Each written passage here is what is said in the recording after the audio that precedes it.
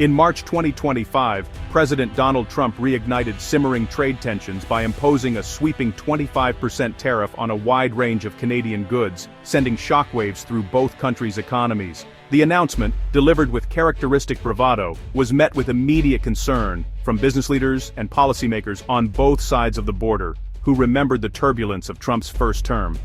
In addition to the broad tariffs, Trump targeted Canada's vital energy sector, slapping a 10% tariff on Canadian energy imports. This move threatened to disrupt the flow of oil, gas, and electricity that powers American homes and industries, raising fears of higher prices at the pump and on utility bills. The tariffs were set to take effect on March 4th, giving businesses and consumers little time to prepare. The sudden announcement left importers scrambling to adjust contracts and supply chains, while customs officials braced for a surge in inspections and paperwork at the border. Ottawa's response was swift and resolute. Prime Minister Justin Trudeau condemned the tariffs as a betrayal of trust between close allies, calling them an attack on Canadian workers and families. He promised to defend Canadian jobs by exploring retaliatory measures and rallying international support. The USMCA, the trade pact that replaced NAFTA and was meant to ensure stability, now looked increasingly fragile. With cross-border commerce facing its biggest threat in decades, the future of North American trade cooperation was suddenly in doubt. Trump justified the tariffs as a necessary step to protect American workers and industries from what he called unfair competition. But critics, including economists and business groups, warned that the move could backfire, causing self-inflicted economic harm. The US and Canada's supply chains are deeply intertwined, and disruptions could ripple through factories, warehouses, and retail stores across both nations. The message from Washington was unmistakable. The US was prepared to use its economic might to force concessions from its northern neighbor, even if it meant risking a trade war. As uncertainty rippled through boardrooms, factory floors, and households, attention turned to Ontario, the heart of Canada's manufacturing sector. Here, business leaders and provincial officials began urgent talks, seeking ways to shield their industries and workers from the fallout. The stage was set for a high-stakes confrontation, with millions of livelihoods hanging in the balance and the future of North American trade at a crossroads. The world watched as two of the globe's closest partners prepared for an economic showdown that could reshape the continent's prosperity for years to come.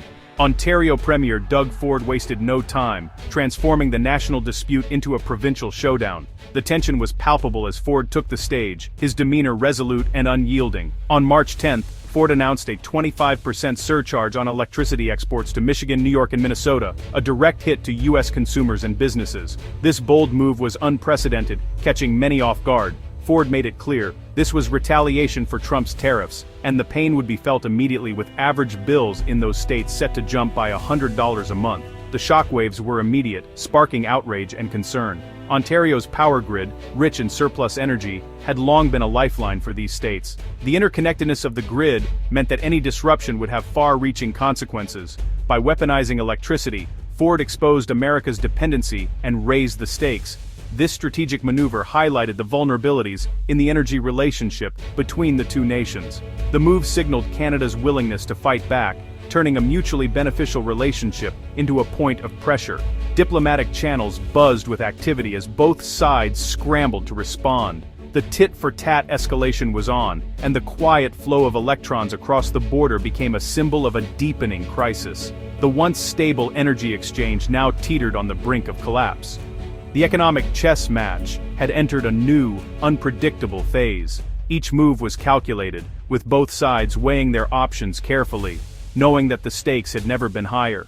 Ford didn't stop at surcharges. He threatened to cut off electricity entirely if the U.S. escalated further. Letters to Michigan, New York, and Minnesota leaders spelled out the stakes. Ontario powers 1.5 million U.S. homes and businesses each year. Ford framed his actions as defensive, blaming Trump for forcing his hand. The threat to flick the switch was a bold, risky gambit, showing just how much leverage provinces can wield in international disputes. But the move risked destabilizing the entire North American power grid and alienating U.S. allies. The world watched as Ford drew a line in the sand, daring Trump to cross it. The conflict had moved from economic sparring to a potential crisis of essential services. President Trump's response was immediate and furious. On Truth Social, he blasted Ford's move as an insult to American sovereignty and threatened to double tariffs on Canadian steel and aluminum to 50%. Trump also vowed new tariffs on Canadian electricity and the auto sector, signaling a willingness to escalate into a full-blown trade war.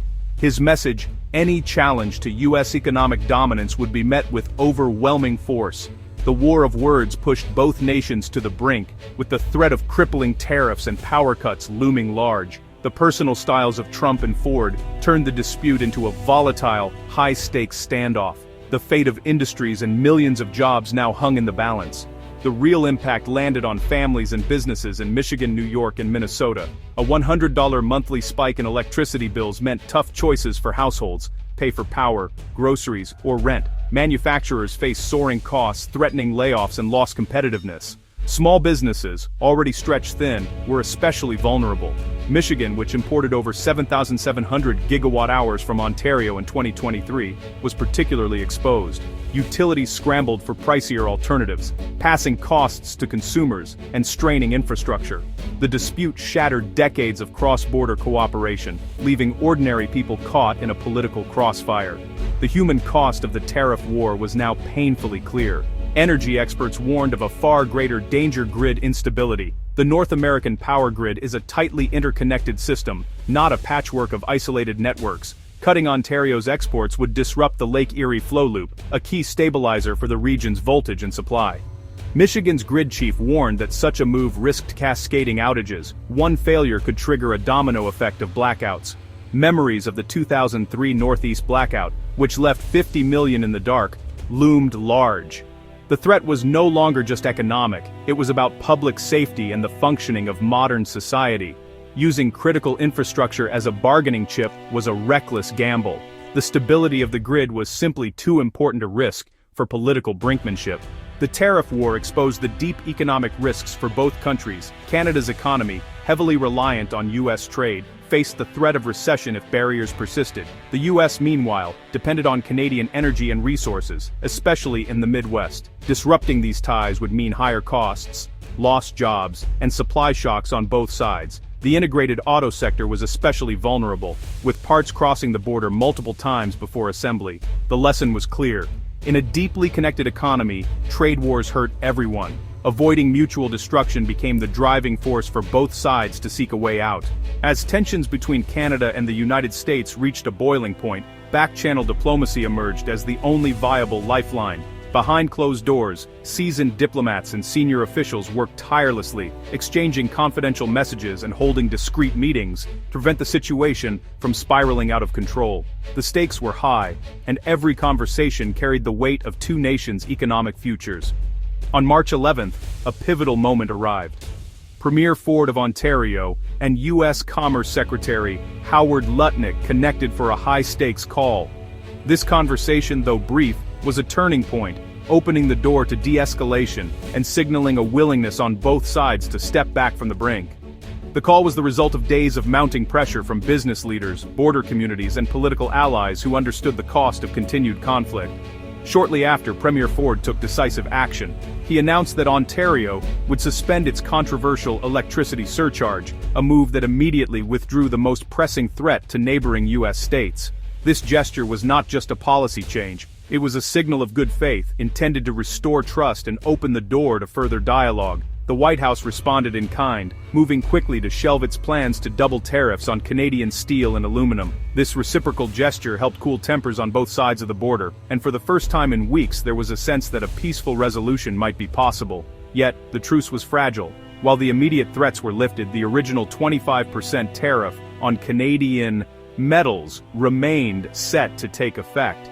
Both governments knew that without a comprehensive agreement, the crisis could reignite at any moment. With tensions still simmering, attention shifted to formal negotiations. Premier Ford prepared to travel to Washington, leading a delegation for high-stakes talks that would determine the future of cross-border trade.